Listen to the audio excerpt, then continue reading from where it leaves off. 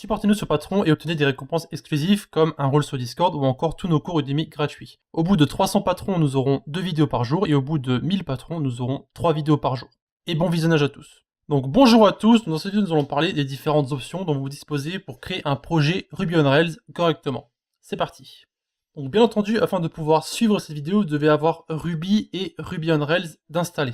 Il ne s'agit pas ici d'un tutoriel pour les installer, mais vous allez devoir quand même les installer avant de pouvoir suivre le tutoriel. Vous devez aussi avoir Yarn d'installer afin de pouvoir utiliser certaines options d'initialisation. Donc je vous mets tout dans les commentaires, enfin commentaires / description, comme d'habitude. Cependant, nous allons avoir besoin d'un terminal, donc peu importe lequel. Personnellement, je vais utiliser Git Bash, mais vous pouvez utiliser celui de Ruby ou un PowerShell. Je suppose que ça marchera quand même. Voilà. Donc, la première commande à taper pour créer un nouveau projet avec Rails, c'est Rails New.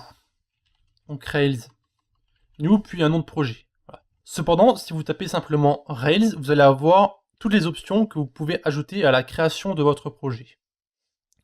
Donc, si vous êtes nouveau sur Ruby on Rails, cela peut paraître complètement étrange, mais nous allons voir ce que nous pouvons faire avec ces différentes options. Du coup, il y a ici plein d'options que vous pouvez ajouter à votre commande, afin que Rails puisse créer votre projet avec les choses qui vous intéressent. Donc imaginons par exemple que vous allez héberger votre projet sur Heroku. Donc Heroku utilise une base de données, donc PostgreSQL. Donc on peut ajouter l'option, donc ici, --database égale, donc ici on a nos options, donc PostgreSQL. Donc ce qu'on peut faire, c'est appeler Rails New, on met le nom de notre application, donc test app par exemple, on met -d, parce que c'est le diminutif ici, donc -d database, donc -d, et à côté on met le nom PostgreSQL.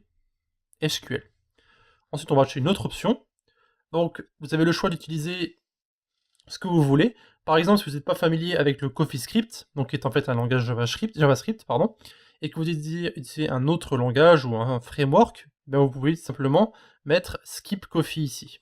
Donc nous, ce qu'on peut mettre ici, c'est Skip Coffee, tout simplement. Voilà. Et imaginons qu'on veut justement utiliser un framework front-end comme Vue par exemple. Eh bien, nous n'avons plus qu'à ajouter l'option qui est ici, donc Webpack. Donc préconfigure votre app like JavaScript with Webpack, option React, Vue, Angular, Helm et Stimulus. Donc ici, vous pouvez mettre Webpack égale Vue. Voilà. Donc il s'agit ici que de lire chaque option, ce que chaque option fait, puis vous n'avez plus qu'à l'ajouter à votre commande.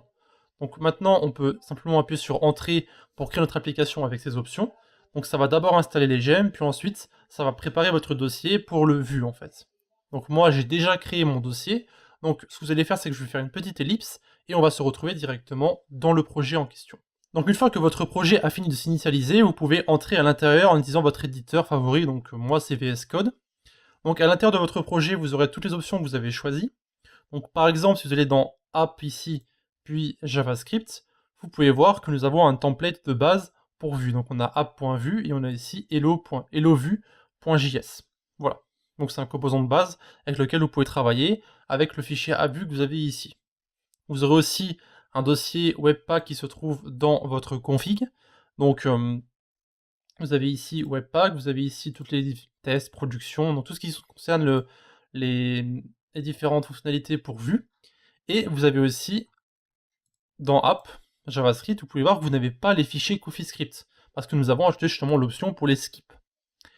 Et enfin, donc pour la dernière option que nous avons vue, donc pour la base de données, donc vous allez dans config database.yml, et vous pouvez voir ici que vous avez le fichier de configuration qui va vers une base de données qui est PostgreSQL. Voilà. Donc vous pouvez voir que toutes nos options sont bien là, comme nous les avons demandé. On peut maintenant aller dans notre projet, et si on tape Rails à nouveau, donc ici, normalement, il ne va pas simplement renvoyer toutes les options qu'on avait pour créer le projet, mais il va en fait renvoyer toutes les commandes que vous pouvez avoir. Donc ici, ce sont les commandes avec Rake, donc vous pouvez faire Rake db create, Rake db environnement test, vous avez aussi les différentes commandes avec Rails, bref, vous avez toutes les commandes que vous pouvez faire avec Rails, avec Rake.